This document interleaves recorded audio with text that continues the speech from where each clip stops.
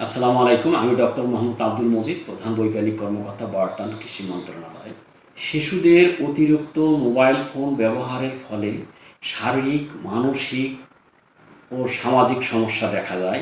শারীরিক সমস্যার মধ্যে অন্যতম চোখে ঝাপসা দেখা, চোখ শুষ্ক হয়ে যাওয়া, ইহাতে চশমা ব্যবহার করা ছাড়া আর উপায় থাকে না। ঘুমের ব্যাঘাত ঘটে, কারণ অতিরিক্ত মোবাইল ব্যবহার করলে নীল আলো মেলাটোনিন হরমোন নিঃসরণে বাধা দেয়, ফলে ওই সমস্ত শিশু ঠিকমতো ঘুমাইতে পারে না। এবং শিশুরা যখন গেম খেলা থেকে শুরু করে অন্যান্য কন্টেন্টের দিকে ব্যস্ত হয়ে পড়ে, সেক্ষেত্রে বন্ধু বান্ধবদের সাথে খেলাধুলায় যেতে চায় না এবং ওজন বেড়ে যায়। এক্ষেত্রে ওবেসিটি দেখা যেতে পারে। মাথা ব্যথা, অতিরিক্ত মোবাইল এর আলো চোখে আঘাত করায় অপটিক স্নায়ুতে চাপ পড়ে এবং মাথা ব্যথা এবং অনেক সময় পিঠ ব্যথা হয়ে যেতে পারে। ইহাতেও ভয়াবহ হলো মানসিক সমস্যা।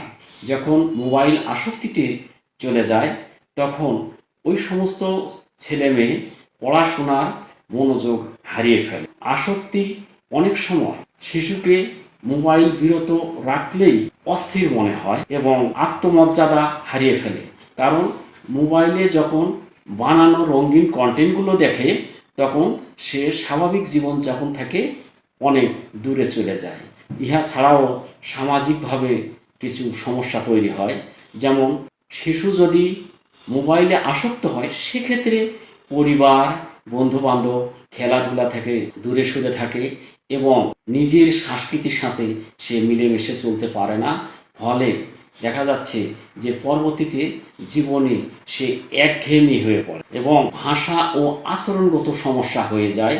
সর্বোপরি শিশু স্বাভাবিক জীবন থেকে একটা ভিন্ন রঙিন জীবনের দিকে যখন স্বপ্ন দেখে, তখন সে বাস্তব জীবনকে মেনে নিতে পারে না। তাই শিশুকে মোবাইল আসক্তি থেকে বাঁচাতে হলে প্রথমে যে তাকে বুঝাইতে হবে যে এই জিনিসটি অতিরিক্ত ব্যবহার ভালো নয়। এইটা কেবলমাত্র ভালো কিছুর জন্যই মোবাইল সৃষ্টি। ইহা ছাড়াও ধীরে ধীরে তাকে খেলাধুলা, বই পড়া, ধর্মীয় শিক্ষার দিকে ধাবিত করতে হবে। সর্বোপরি একদিনই মোবাইল ব্যবহার থেকে বিরত রাখা যাবে না। তাই শুরুতে তাকে 1-2 ঘন্টা সময় বেঁধে দিন। এইভাবে ধীরে ধীরে মোবাইল আসক্তি থেকে ফিরে নিয়ে আসুন এবং স্বাভাবিক জীবনযাত্রার সাথে তাকে চলাফেরার সুযোগ দিন এবং আপনার শিশুকে সুনাগরিক করে গড়ে তুলুন। আসসালামু আলাইকুম।